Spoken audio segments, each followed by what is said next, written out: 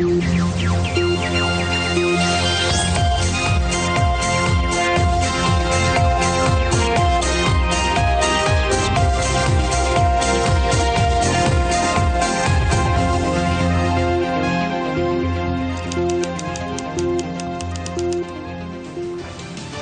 very good evening. We're coming to you live and direct from the Newsfirst studios right here in Colombo with your primetime news on this Friday evening. I'm Mahina Bongzo. Here's a look at your headlines. Domestic gas cylinder prices reduced. UNP's employment program exposed. AG informs court Unga Tunga should be brought back to the country, accompanied by Sri Lankan authorities. Supreme Court grants leave for FR petition filed against threatening and obstructing the media freedom of MTV MBC Private Limited. Spouse of Rohana Vijay Mira petitions the Court of Appeal requesting to produce her husband in court. Injunction issued against the Northern Province Chief Minister over the removal of B. Danishwaram from his ministerial portfolio.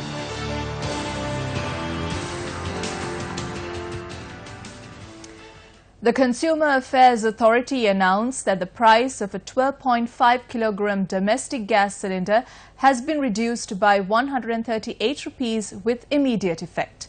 Accordingly, the price will be reduced to 1,538 rupees. The Director General of the Consumer Affairs Authority, D. Jeevananda, stated that the decision was taken when the Cost of Living Committee convened today. The Director General further added that the decision was taken following the drop in gas prices in the world market.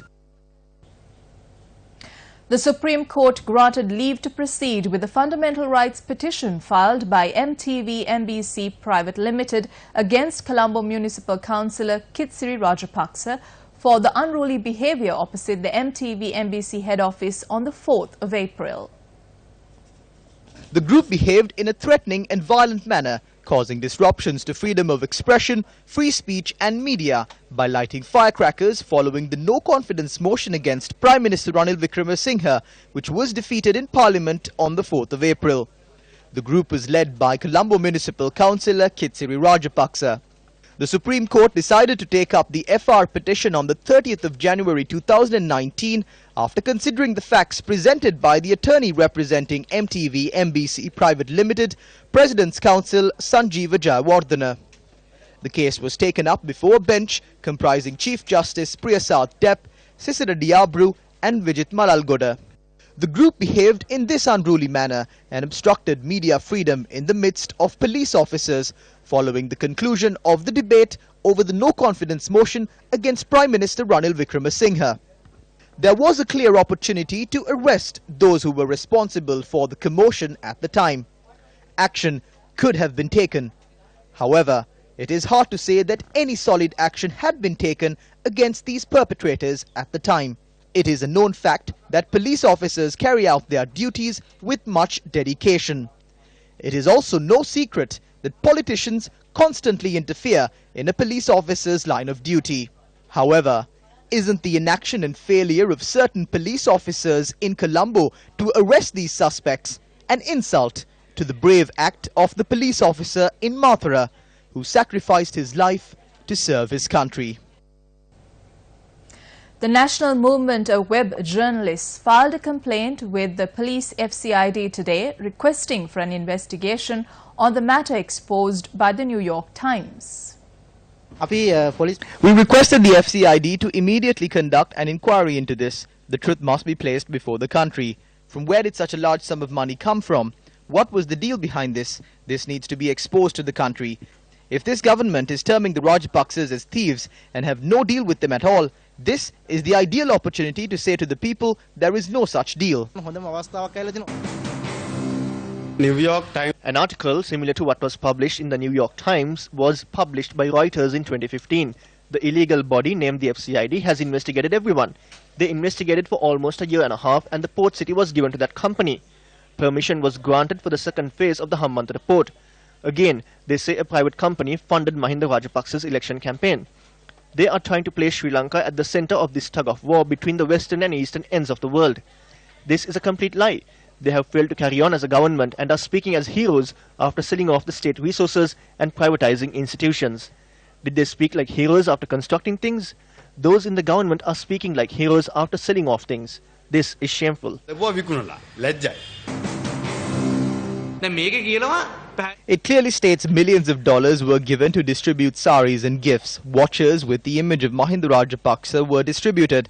It states t-shirts were distributed. Yes, they were distributed. Ask yourselves, didn't this take place across every single village? They even distributed silk cloth. If such a large sum of money was received, special attention must be focused on the sources of those funds.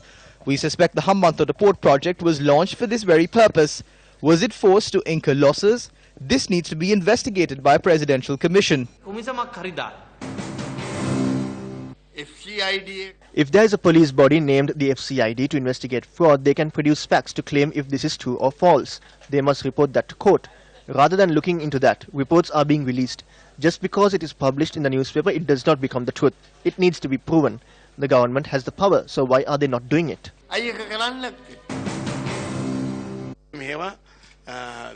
We cannot be certain if these are released in the form of WikiLeaks or if there is any truth to this.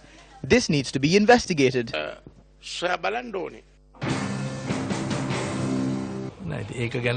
I cannot comment on that. This needs to be looked into in a legal manner. You simply cannot reveal whatever comes to your mouth to the media.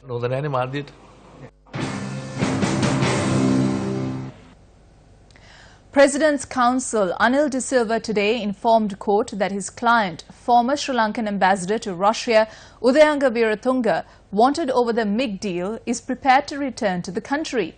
The announcement was made when the case was taken up before Fort Magistrate Lanka Jayaratna. The Attorney General's Department informed court that Unga Viratunga was arrested by authorities in Dubai, adding that he is currently at the Adman State Prison. Accordingly, the AG's department informed that if Viratunga is to arrive in the country, Sri Lankan officials must go to Dubai and escort him back. Court granted permission for the Police Financial Crimes Investigation Division to investigate 40 accounts at 7 commercial banks held by 5 high-ranking officials of the Sri Lankan Air Force who are allegedly to have intervened in the MIG deal.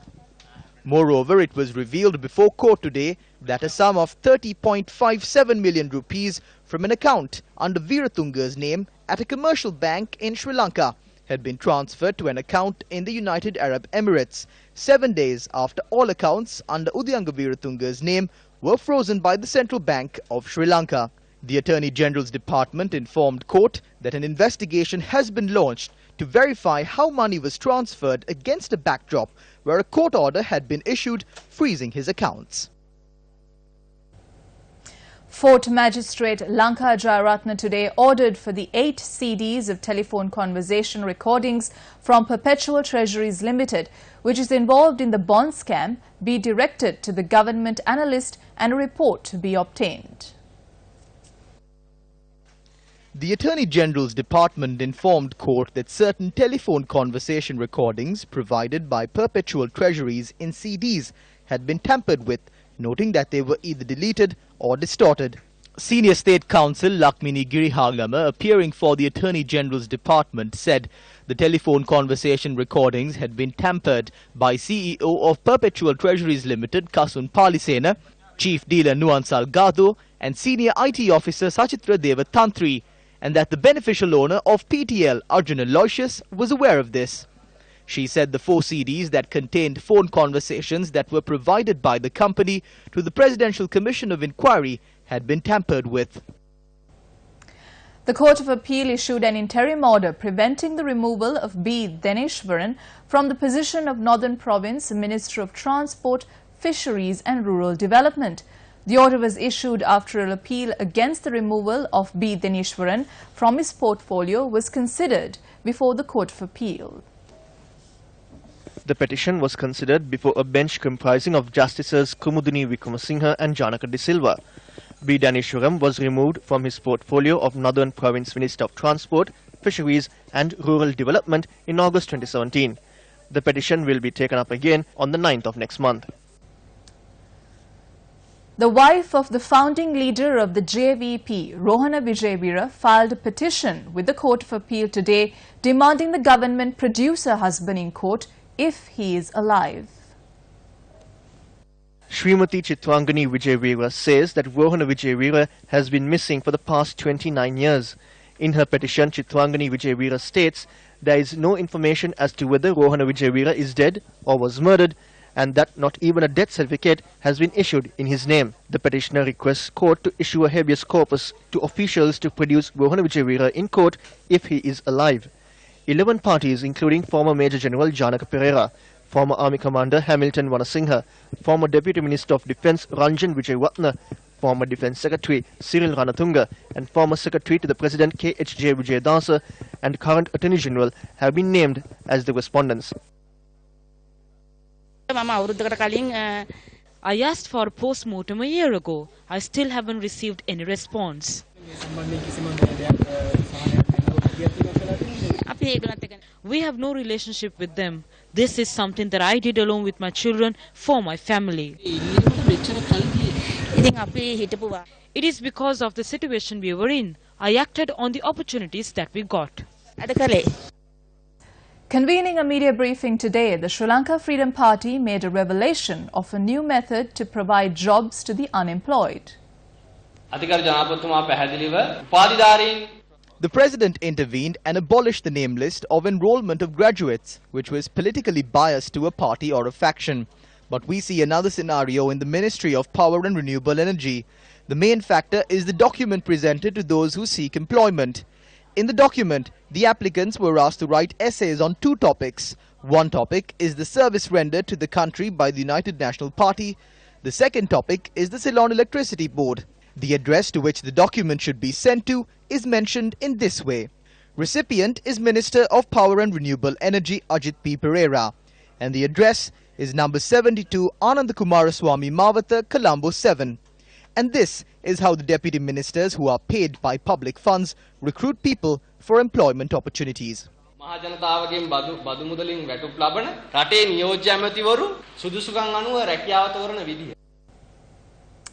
A conference titled Managing Domestic and International Challenges and Opportunities in Post-Conflict Development was held in memory of the late Saman Kelegama, the former director of the Institute of Policy Studies.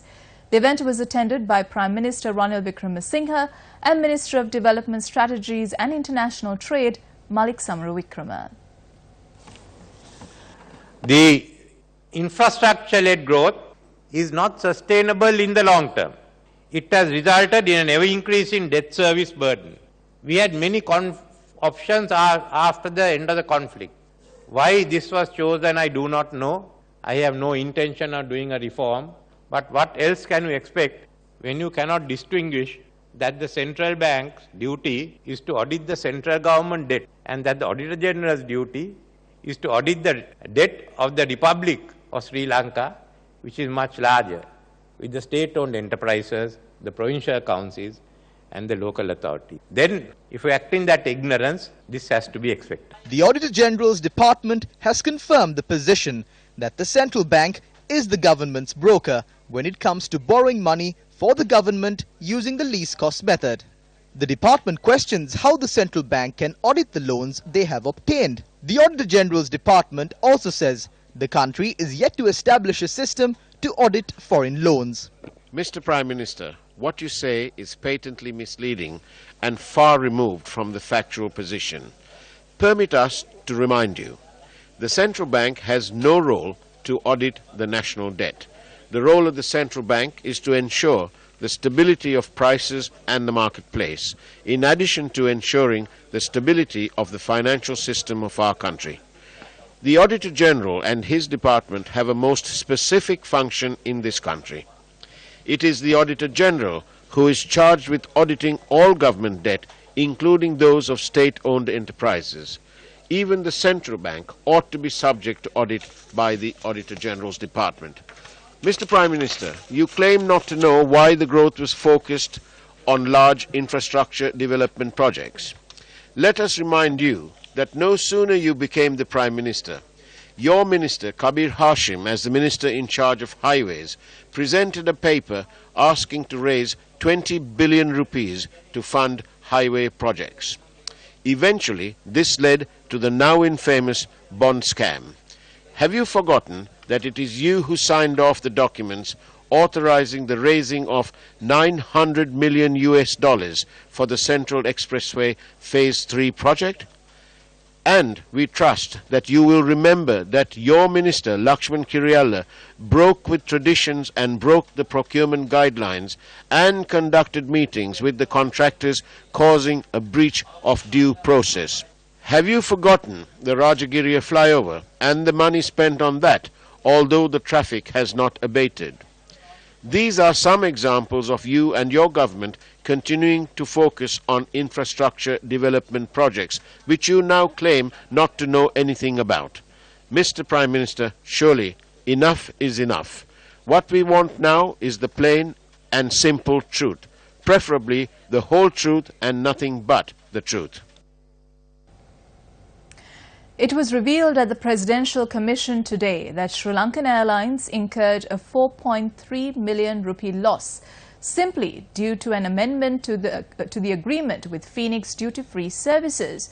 Newsfirst Zulfiq Farzan reports from the Presidential Commission of Inquiry. As per the contract that Phoenix Duty-Free Services had with Sri Lankan Airlines, PDFS was supposed to pay the airline a certain amount according to the number of passengers carried in the airline. However, the number of transit passengers had led to a certain issue between the airline and PDFS at the time. The understanding that the airline had was a transit passenger is considered as 2 units. However, according to Raju Chandram, the managing director of PDFS, a transit passenger will be considered as only 1 unit, and Raju Chandram had requested Sri Lankan Airlines to make an amendment to the contract to consider a transit passenger as 1 unit. Approval was given for this amendment, and thereby Sri Lankan Airlines had incurred a loss of 4.3 million rupees across 5 years. It was also revealed that almost 2 years after the contract to outsource the entire in-flight duty-free services to PDFS, the latter had requested for an amendment to the contract, seeking a reduction for the costs incurred by them in providing Sri Lankan Airlines with handheld computers. However, according to the original contract, PDFS had an obligation to provide the devices and backups free of charge. Yet in November 2013, board approval had been given for the amendment, and the documents had been signed by then CEO of Sri Lankan Airlines, Kapila Chandrasena, and Managing Director of PDFS, Raju Chandram. The witness, Rashmo Ferdinand, said he was asked by his immediate superior to sign the document as a witness, though the document did not contain a date. The Presidential Commission issued a direction on the chairman of Sri Lankan Airlines to provide details on whether the national carrier was given the benefit of any price difference of the goods purchased from suppliers in its name for the in-flight duty-free services. In 2011, at a time when Sri Lankan Airlines had called for open tenders on the supply of wines and champagne for consumption on board flights, Phoenix Duty-Free Services had put forward a separate proposal. Now, according to the witness Dehansit De Silva, the procurement senior manager at Sri Lankan Airlines, as per the procurement manual, such proposals are considered as unsolicited proposals. However, as per the directive given by CEO Kapila Chandrasena at the time, Sri Lankan Airlines had entertained this proposal, and thereafter Phoenix Duty-Free Services was given that proposal to supply wines and champagne for on-board services. It was revealed at the Commission the PDFS proposal was discussed for almost 4 months, and during that time all the shortlisted bidders had been making queries from the airline. As there was no positive outcome from Sri Lankan Airlines, the bidders had expressed their disappointment and referred to the airline's conduct as a joke, adding they would be informing all other suppliers to not work with Sri Lankan Airlines. In more local news, the ambassador of Sri Lanka in Germany, Karnasena Hettiarachchi, concurrently accredited as ambassador of Sri Lanka to the Republic of Macedonia, has presented credentials to Dr. Jorge Ivanov, the President of the Republic of Macedonia. The credentials were presented at a ceremony at the Presidential Palace in Macedonia. It was reported the Sri Lankan ambassador and the President of Macedonia held discussions following the ceremony. This is the first time that a Sri Lankan ambassador resident in Germany presented credentials in Macedonia after Sri Lanka established formal diplomatic relations with it in 1994.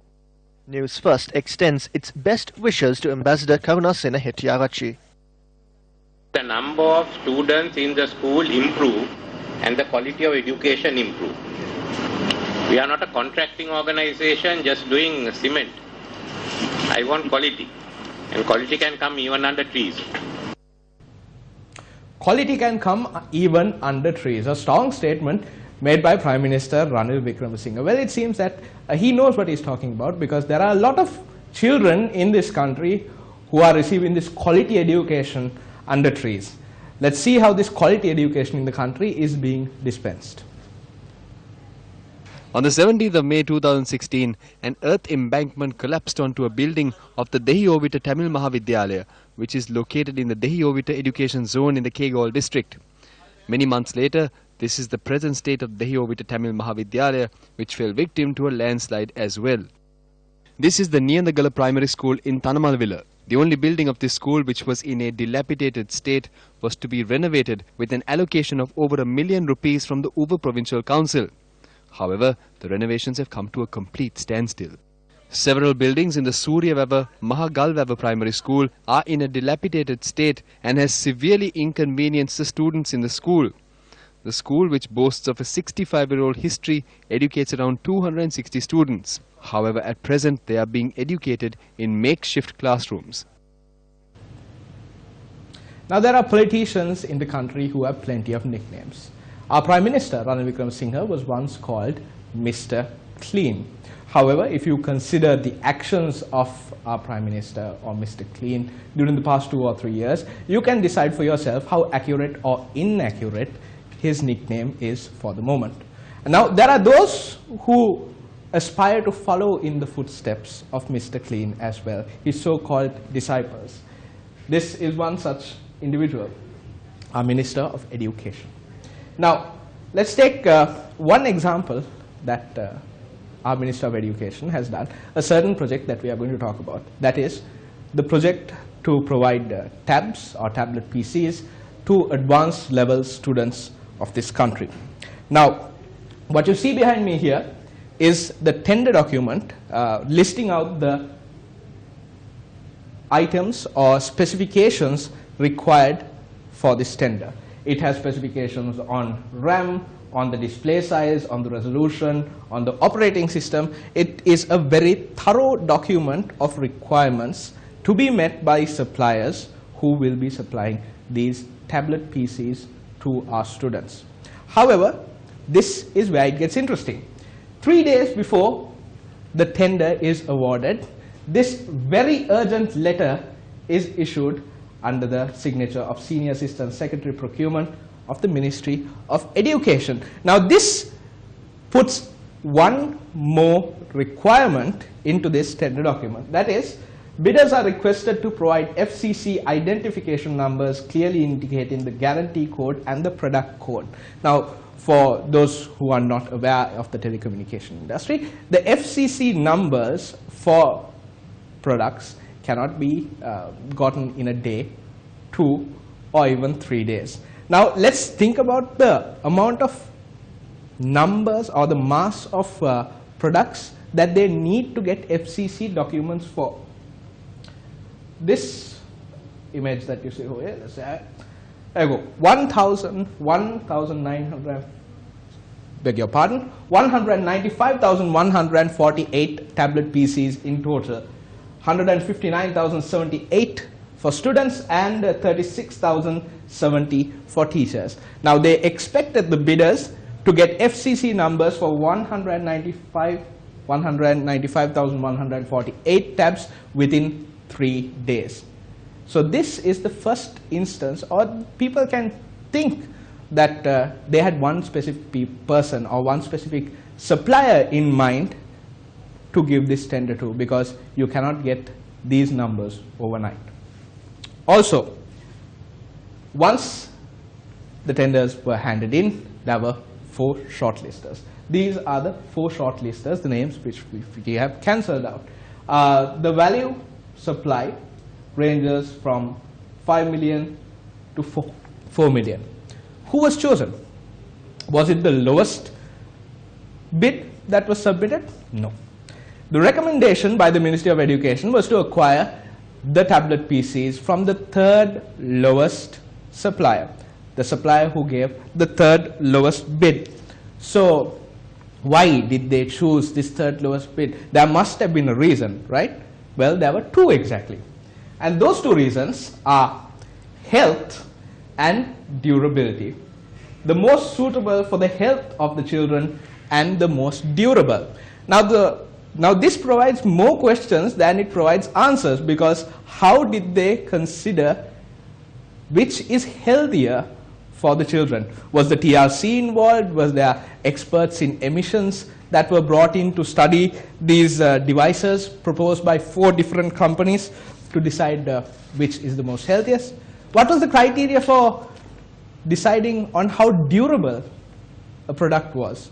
So this is where things get interesting. Now, when this project was initially proposed, President Maithripala Sirisena shot this project down. However, it has come back to the limelight because of a cabinet paper that was presented to cabinet last week. And what did the president do? The president once again reissued his recommendations that he had given out when this proposal was first brought to cabinet. Now, I want to highlight 2 things in this letter detailing the recommendations of the president. This states that if implemented, this smart tab project will cost the government 5,200 million rupees or 5.2 billion rupees every year to the taxpayer. Take this as a comparison, because that is what the president has done. In comparison, 4,800 million rupees is spent annually to print textbooks.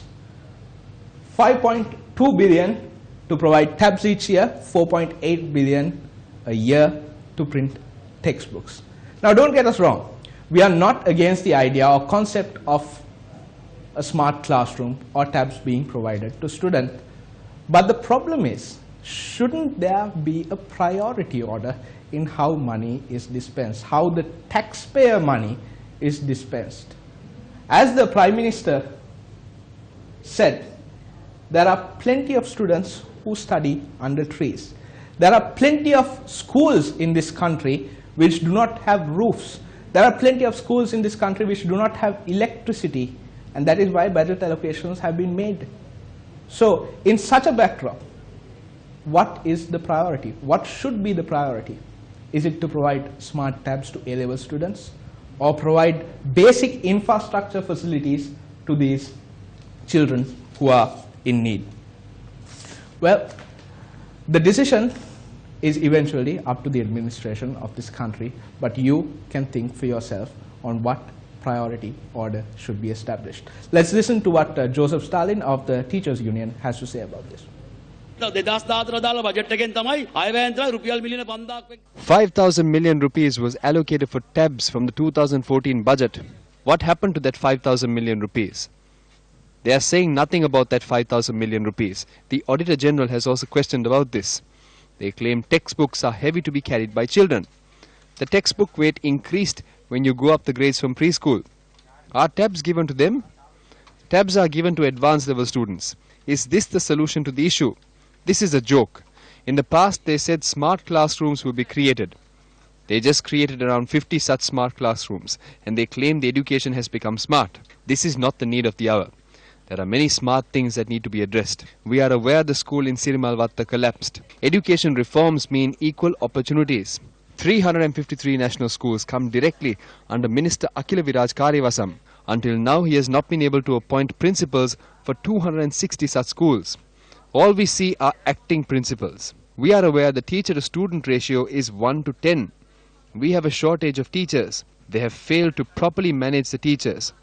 Rather than solving those matters, these are what they are trying to do. please stop the jokes and fulfill the needs of the students. Money is collected from the students even for the class broomstick. So what's the need for the tab? And finally, we take a look at sports news tonight. 7 former presidents of Sri Lanka cricket have signed a letter addressed to the Minister of Sports, stressing the importance of changing the SLC constitution as well as several other key matters. This letter states the national cricket team has seen the change of 40 national players and the appointment of 6 captains, and highlights details for Sri Lanka to suffer a drop in cricket rankings.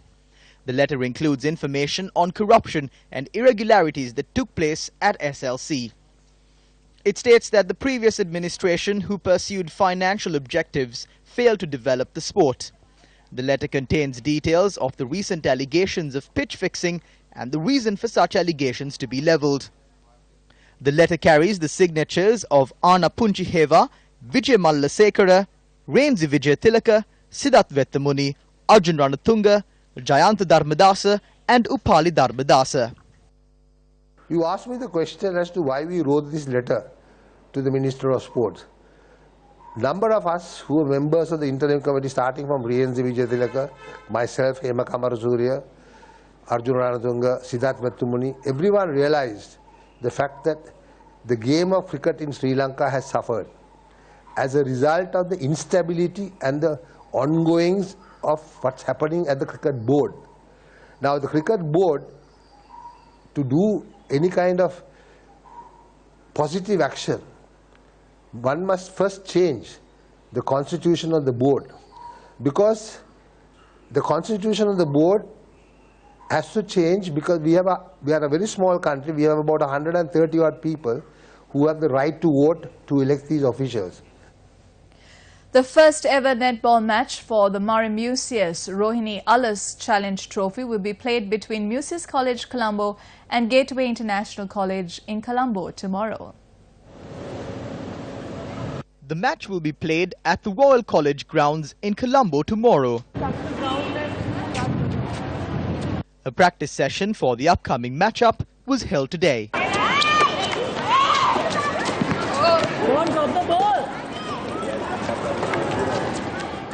Museus Rohini Alas Challenge Trophy between Gateway College and Museus College, I believe is very special in many ways. If you take the two schools, Museus is one of the oldest, established and one of the most popular private schools in Sri Lanka. And that's a wrap from all of us here at the Newsfirst English News Desk. Thank you very much for joining us. Have a great weekend. I'm Mahina Bongzo. Good night.